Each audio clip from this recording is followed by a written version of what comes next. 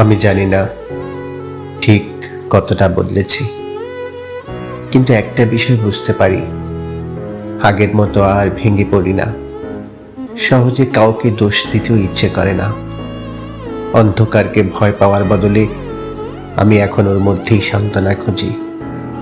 নীরবতাকে আগলে ধরি, মানুষের কোলাহল থেকে পালিয়ে যাই।